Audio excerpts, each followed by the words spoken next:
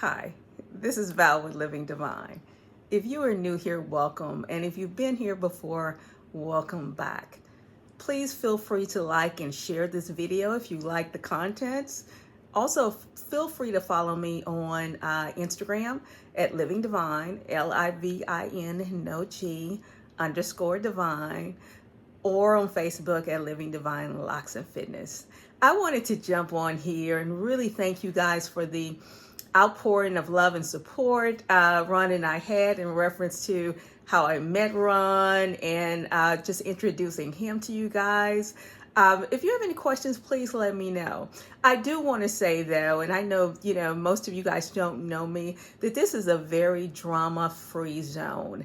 I'm at a point in my life that there's just no drama. I just don't have time for it. Life's too hard. So if this is the place, or if YouTube is the place people want to come for a little controversy, you won't get it from me.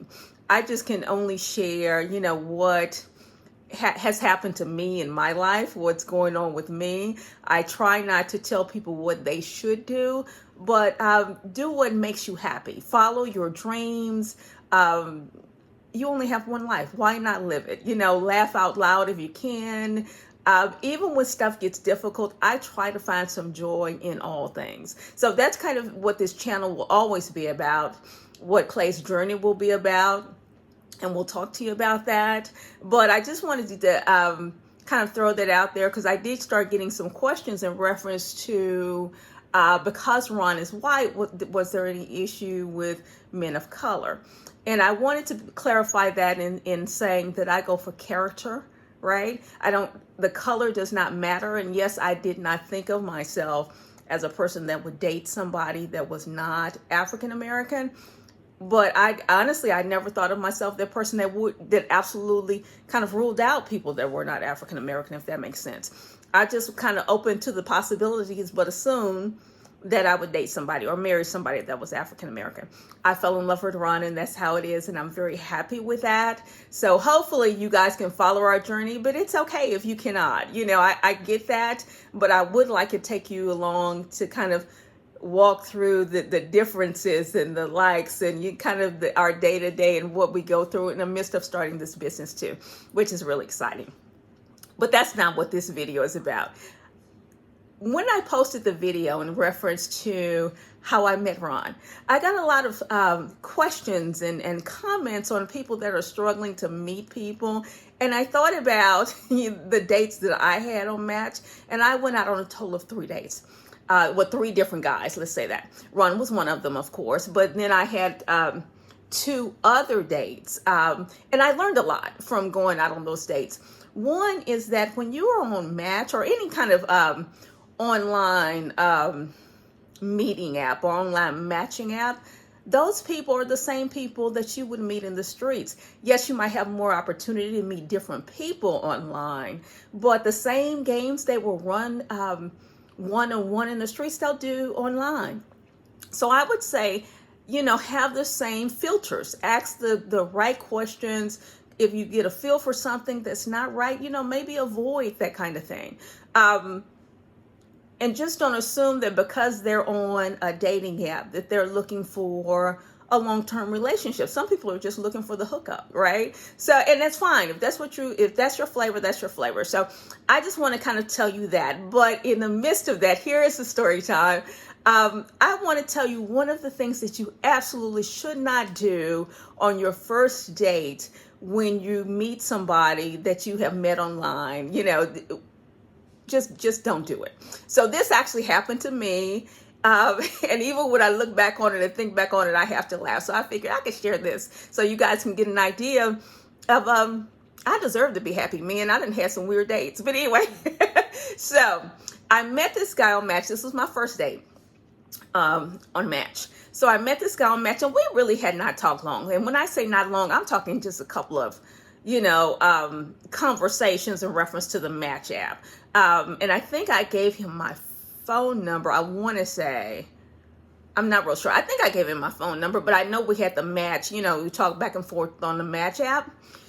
So me and this guy was kind of talking, and I saw his picture, and I'm like, Okay, okay. And again, mind you, I'm opening my mind to the different possibilities, right? So he was not unattractive. I'm like, okay, he's had a decent conversation in reference to the Match app, and you can be suave behind a keyboard, but I didn't know. So he and I kind of talked back and forth a little bit, and this is like for the weekend. Let's say I start talking to him on the Match app on like a Friday. So we talk like Friday, we talk Saturday, Sunday, and Monday morning, he texted me. He did have my phone number. He texted me and said, you know what, we talked about kind of where we worked, not exactly the specific location, but kind of the parameters in reference to where we worked. So he's like, you know what, we had some really great conversation. Let's meet for lunch, right? So I'm thinking this is kind of quick, but if I'm going to pursue this conversation with this man, at least I could see him in person to know if I got a vibe from him or some kind of feel from him. And then it's lunch, right? So we met at this little taco joint. It was really close to my job. We met there because I thought, it's like maybe 5 minutes from where I worked. So my thought process was, if it did not work, I could just go back to the office. It was really quick. I go there all the time for lunch. So it was no biggie. It was not an expensive place or whatever. And I love tacos. I love tacos. But anyway, so we meet there. I go to meet this guy. And when I immediately see him, for some reason, there literally was no attraction for me. And I still say, yes, I understand that it has to be more than a physical attraction. I'm not shallow like that. But again, you got to have something in common, right? So it was no physical attraction, but he was not unattractive. I just was not necessarily feeling it. So, I said hi, whatever, and I was being cordial because if nothing else, I will be polite if I can.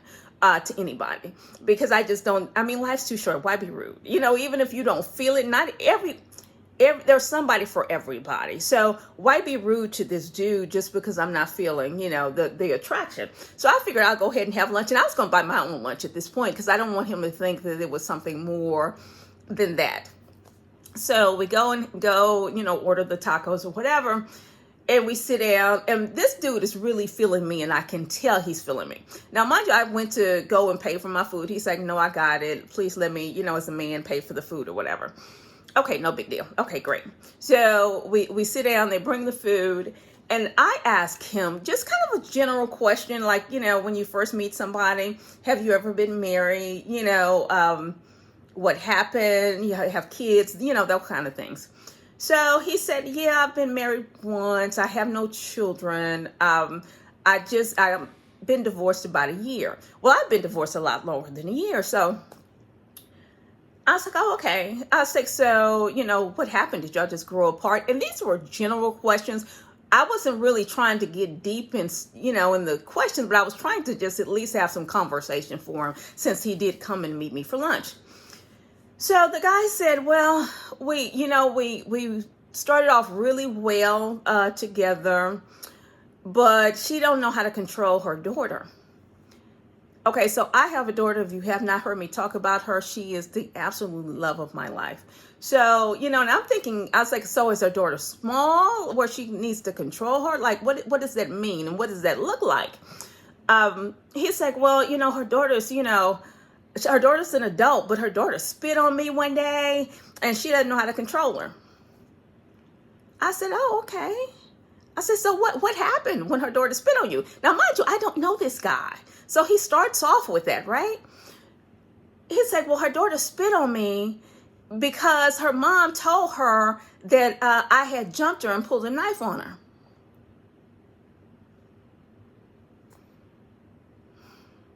Okay. So your wife called her daughter and said you jumped her and pulled a knife on her, and her daughter came over and she spit on you.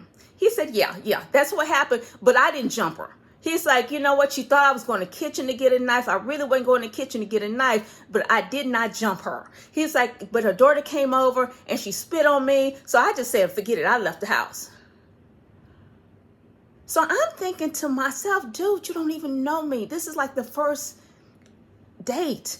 And mind you, I appreciate it. If you crazy, get your crazy out in the first date. Get it out there so I can run. Like so I ain't knocking it. And I know we're not gonna have a second date. So I'm just like, okay, so maybe this dude needs some therapy because, clearly we ain't going past this conversation, right? So I was like, so what happened? Like, I was so intrigued in the conversation. I absolutely was not thinking about date. Like, literally, done. It's, yeah, Anyway, so I was like, so you left the house, then what happened? He said, okay, so I left the house, stayed out with a friend overnight, then I went to work. He said, well, I work for NASA. I was like, okay, that's cool. NASA's a great place to work. It has some great businessmen. It's a great job. There's all kinds of jobs in NASA, but I'm assuming because he was bragging, he worked like a bigger position in NASA, but maybe not. But anyway, I'm assuming because he was bragging, that's what I assumed. He's like, so I was at work. He's like, and then the police show up. I was like, okay, what happened? He's like, the police show up and try to arrest me for domestic violence. I said, okay, so let me get this straight real quick.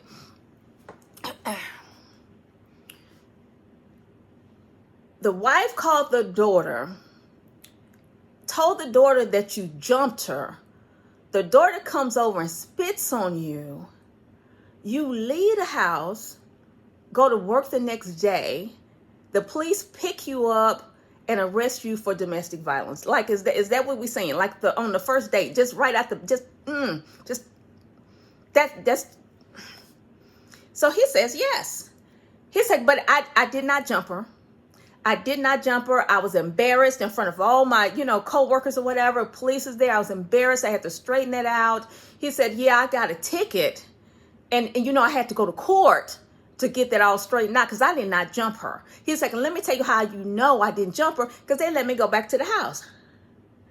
I said, okay.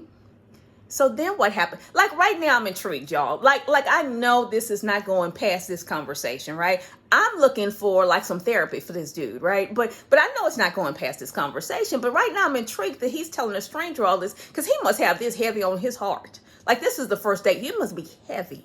Like heavy, right? So then he says, well, the next day I get to the house because they allowed him to come back home because the wife tried to get like a protective order against this dude. And they said she did not have enough to validate the protective order. So he goes back home the next day, but his mattress is in the kitchen. I'm like, okay, so I don't understand what that means. I was like, is she moving you out? He said, no, what she wanted me to do is to leave, like to pack my stuff and leave. He's like, but I wasn't leaving. We were married. I did not have to leave. So what I decided to do is start living in the kitchen. I said, okay. I don't understand how you living in the kitchen. Like, what are you saying?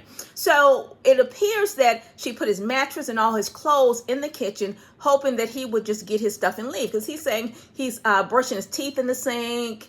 I guess they had a front restroom that he used, a front restroom where he went to a friend's to shower. But literally he's saying he's living in the kitchen. So I was like, so were you married a long time? Because his issue is he didn't want to leave this house. So I'm thinking maybe they had this house in common, like they bought it together, and he didn't want, he wanted the house divided amongst the, both of them or something of that nature. He says, no, it was her house. We were only married a year. I said, okay. So how long did that go on? And in the interim of this conversation, I'm trying to figure out where my tacos, because right now I'm hungry. Clearly I'm not on a date. I'm giving counseling, right? I'm getting counseling, therapy. Talk to me about it. How does that make you feel? I'm doing that kind of thing. And I'm just kind of in awe of the thing. So he says this goes on for about 6 months, that he's living in the kitchen. So I'm thinking, you're a grown man. I was, he must have been about 52, 53, right? You're a grown man. you living in the kitchen for 6 months. So I was like, okay, so ultimately what happened after that? He said, one day I came home and I opened the door and I saw all this cotton and paper and all this other stuff when I opened the door. I was like, okay, what was that? He said, well, somebody took a knife and cut up my mattress that was in the kitchen. So now I have nothing to sleep on. I'm like, did she say what happened? How did it get cut up? He said, we weren't talking. We weren't on any kind of speaking terms. She stayed in her part of the house. I stayed in my part of the house. He said, what she tried to do is get me up out of that house, and I just refused to leave. So I'm thinking, what is wrong with you, dude? If this was her house, y'all been together for a year, and you want her house, like you want part of her house, so you won't leave, and you live it in a kitchen, brushing your teeth in a sink. Like, I'm not getting the conversation. So so I said, surely you left after that. Like, surely you decided this is too much. It's too much drama. I'm about to get up out of here. This dude tells me, no, I went and bought a blow up mattress, and I had it blown up in the evening time, took the air out in the morning, put it in my car when I went to work.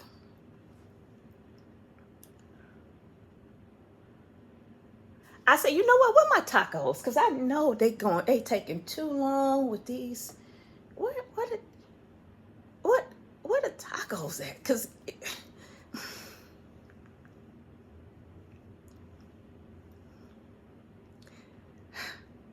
I said, so, okay, so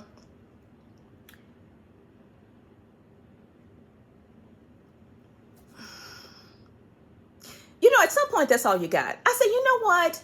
I just realized that I probably gonna have to get my food to go. I'm gonna have to get my food to go.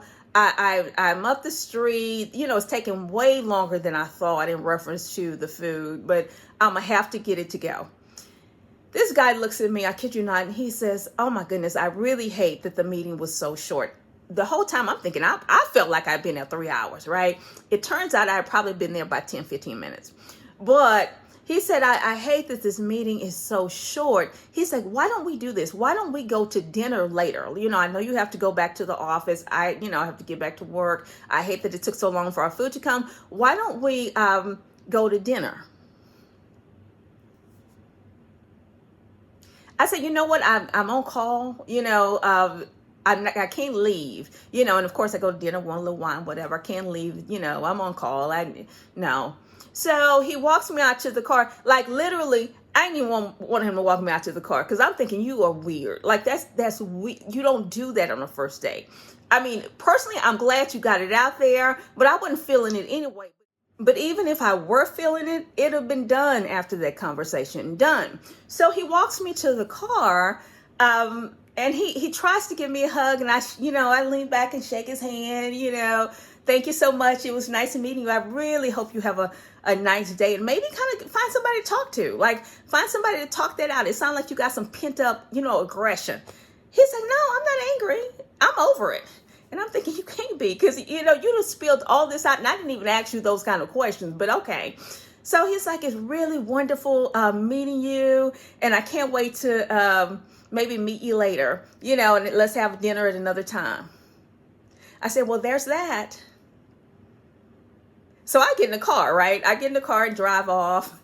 And before I get to the office, and again, I'm about 5 minutes away from my office, he sends me a text saying, I'm thinking I'm never going to see you again because you ended the date with, and there's that. So I'm thinking, oh, he got it. Well, shit, I could just delete. Oh, sorry. I could just delete his number and block him because he got what I was saying, right? So I said all that to say, whoa, that you really need to be careful of giving way more information than you need to. At the same time, if you have those kind of issues, maybe you're not ready for a date. I'm just saying. I'm just throwing it out there. Maybe you just need a little counseling, therapy, you need a little self-work before you go on a date. Or at least say, you know what, I just want to, date around or something. Because somebody, I still believe there's somebody for everybody.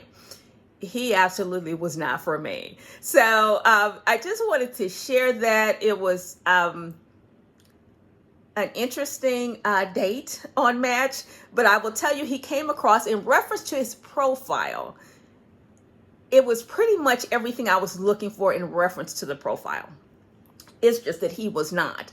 But I can't blame the online dating any more than I can blame when I meet somebody, you know, at the store, or I don't go to clubs, but had I met somebody at a store or in church or something like that, and they're kind of strange as well. So I'm saying all this to say you still have to navigate, whether you are online or not. You really have to navigate the conversation. Be understanding that people will put their best foot forward. Not this dude, but some people will put their best foot forward just to kind of engage you, and just understand that. And once you get that dating is dating, whether it's online or in person, I think you can navigate it better and won't be so frustrated. But anyway, if you have any questions, please let me know. Please like, share, and subscribe, and let me know if you have any questions, and I absolutely will see you in the next video. You guys have a wonderful weekend, and I will talk to you soon.